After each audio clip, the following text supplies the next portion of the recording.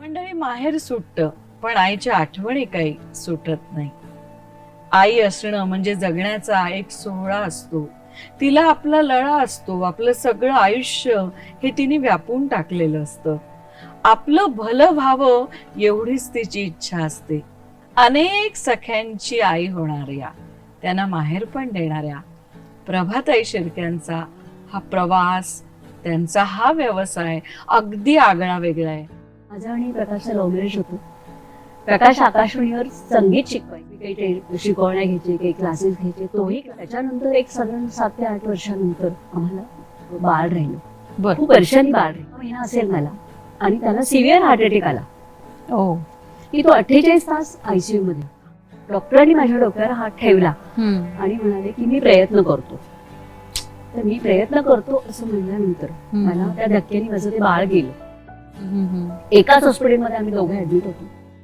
आकाशवाणीवरची नोकरी त्यांची थांबली आणि सगळी जबाबदारी माझ्यावर आली. आता करायचं काय?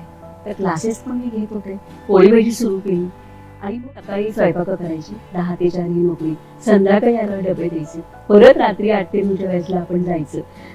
5:30 ते रात्री 10:30 वाजेपर्यंत पूर्णपणे.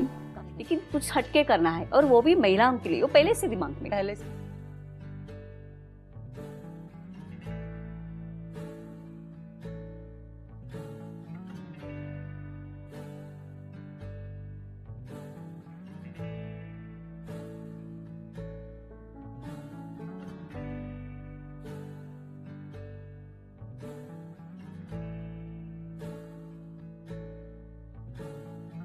माहेरवाशीण हे सुरू करण्याचं माझं कारण असं होतं की माझं संपूर्ण आयुष्य बऱ्यापैकी महिलांमध्ये गेलं आहे.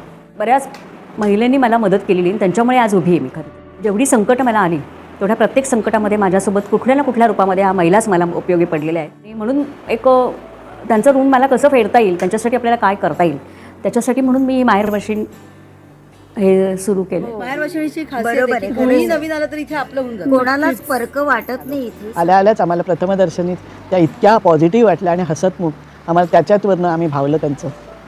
त्यामुळे आम्हाला खूप आनंद झाला. आणि त्यांची जी समाजसेवा करण्याची पद्धत आहे ती अतिशय चांगली आहे. प्रत्येकाला रोजगार मिळवून देणं हे त्यांना खूप आवडतं आणि गरिबांविषयी त्यांना खूप जिव्हाळा आहे.